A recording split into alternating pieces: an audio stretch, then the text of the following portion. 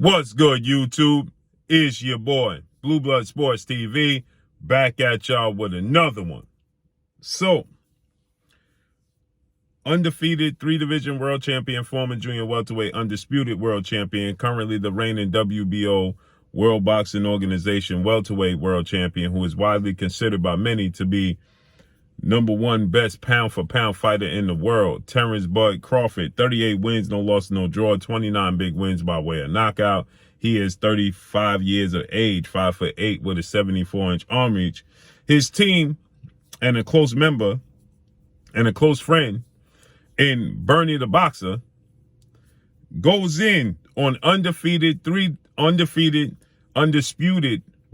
lightweight world champion superstar boxer Devin the Dream Haney. 28 wins, no losses, no draw, 15 wins by way of knockout, 23 years of age, 5'9", with a 72-inch arm reach, right? Devin Haney is heading into a immediate rematch with former unified lightweight world champion Australian star boxer George Kambosos Jr., who is 20 wins, 1 loss, no draw, 10 wins by way of knockout, 29 years of age, 5'9", with a 68-inch arm reach. They last fought June 4th. Here in the States, June 5th in Australia, fought undisputed, to which Devin Haney absolutely dominated, pitched a shutout, won every single round against George Kambosos Jr. in Australia. Now the rematch is October 15th in Australia. And, this is en route to Devin Haney having a big fight with Olympic 2-time gold medalist, 3-division world champion, former unified lightweight world champion, Ukrainian superstar boxer Vasyl High-Tech Lomachenko, okay? Lomachenko, he'll be back in the ring. 16 wins, 2 losses, no draw, 11 wins by way of knockout, 34 years of age, 5'6", with a 66-inch arm reach. He'll be back in the ring, Lomachenko, October 29th. So with that said, Devin Haney, he doesn't get the respect he deserves. And Bernie the Boxer, very vocal, he stated that Devin Haney is arguably the most disrespected undisputed champion in history of the sport of boxing. I agree. But then Bernie goes on to say that Devin Haney is not a superstar, and that Devin Haney is not getting better and he won't get more exciting, right? And, he doesn't highly favor Devin Haney. Obviously, Bernie, he has a close relationship with lightweight star, rising title contender Keyshawn Davis, okay, who's trained by Brian Bomac McIntyre, who is former trainer of the year, trainer of Terence Crawford, partner and trainer of Bernie. So he has a close relationship with them. And Keyshawn Davis recently went back and forth with Devin Haney, when another close friend and affiliate of theirs, in 2-division world champion, undefeated, former unified super featherweight world champion, Olympic silver medalist, superstar boxer Shakur Stevenson, announced that he was moving up to 135 from 130 after he missed weight in his last fight last Friday against Olympic gold medalist Brazilian star boxer Robson Conceição, okay? A homecoming fight in Newark, New Jersey, to which Shakur Stevenson dominated Robson Conceição, but he missed weight, came in 131.6. The limit is 130, and he immediately announced that he was going up to 135 and going to campaign at 135, from now on. And so immediately Keyshawn Davis, he tweeted out and he stated, "Okay, Mr. Undisputed, we coming for you," talking about Devin Haney. To which they started going back and forth, and Devin Haney was saying that, he never seen somebody so excited that's the same age as him, in the same bracket, cheerleading for somebody else, another fighter, when he could be looking to fight him himself, right? And they went back and forth. But nonetheless, so Bernie has a close relationship with them, with Keyshawn Davis, with Shakur Stevenson. Obviously, you could connect the dots, right? And so it's not surprising to hear Bernie say the things that he said regarding Devin Haney. Now, he was on The Boxing Voice with Nesta Gibbs. Shout out to my brother Nesta Gibbs. He was on The Boxing Voice with Nesta Gibbs, and he went in, right? He was saying, so Nestor was defending it. He said, Devin Haney's only 23 years of age.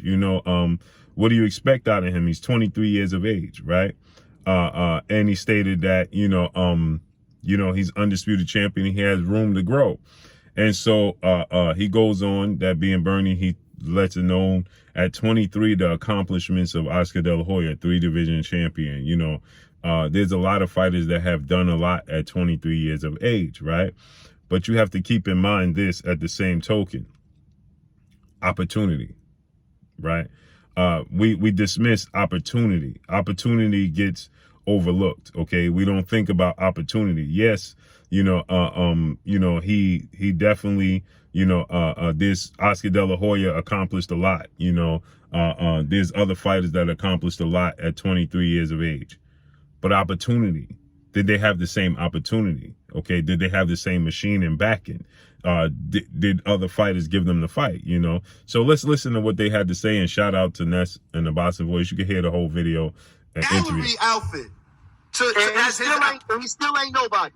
Okay. And he still ain't nobody. In your opinion, but Gallery sponsored his outfit, did they not?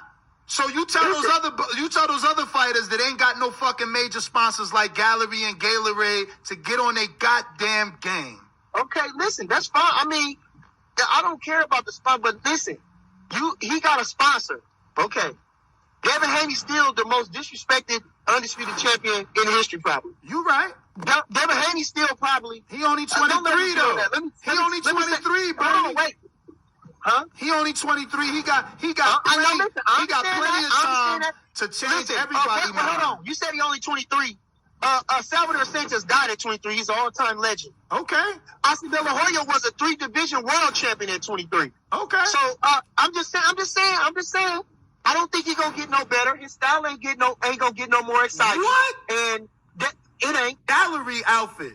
So you hear, so he said Salvador Sanchez, Oscar De La Hoya. It was about opportunity, though. Once again, the opportunity that they had to be able to showcase their talents and become a 3-division world champion. You have to have people cooperating with you. You understand what I'm saying? And when you look at the standpoint of this, right? You look at it from this standpoint, and you got to say, Devin Haney was calling out the likes of 4-division world champion Mexican superstar boxer Mikey Garcia. Didn't want to fight him, didn't want to oblige him. He was calling out, the likes of Robert Easter Jr., who was the world champion. He didn't want to oblige him. Everybody, Mikey Garcia saying he's not ready, he's too green. Robert Easter saying he's just a kid, he ain't ready. Okay, then he called out Vasyl Lomachenko for some years now. Lomachenko wasn't willing to oblige him. He's been calling out Gervonta Tank Davis for quite some time. He's not willing to oblige him, right? He's calling out all these fighters. He was calling out Teofimo Lopez when he was 22 years of age, and Teofimo Lopez was unwilling to oblige him. Okay? He was the mandatory. He was going to fight for the vacant WBC title that was vacated by Mikey Garcia against Luke Campbell. Then they allowed Lomachenko to leapfrog him, fight Luke Campbell. Then he thought he was going to be in position to fight the winner, and then Lomachenko decided he was going to be franchised.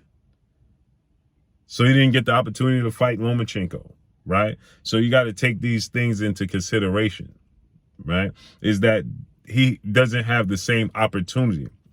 And as far as him not being exciting and not getting better, everybody blossoms different. Okay, all you have to do is look at history with Bernard Hopkins' career. When Bernard Hopkins blossomed, okay, look at the opportunities. All you got to do is look in his own backyard with Terence Crawford. Okay, when Terence Crawford wasn't getting the opportunities till the Brettis Prescott fight, when he took that fight on short notice, right? Terence Crawford always been talented, always been skilled. You understand? Always was who he is. Right? Now, he blossomed over time, obviously, right? But he wasn't getting the opportunity to showcase his talents. So if you don't have the opportunity to your fighters to oblige you, then how can you possibly showcase your talents? So you say 10 years ago, okay, for Terence Crawford when he got his opportunity against Brettis Prescott 10 years ago, right? Terence Crawford was 25, 24, 25, 10 years ago, right? That's the first time we heard about Terence Crawford. He was 25 years of age already.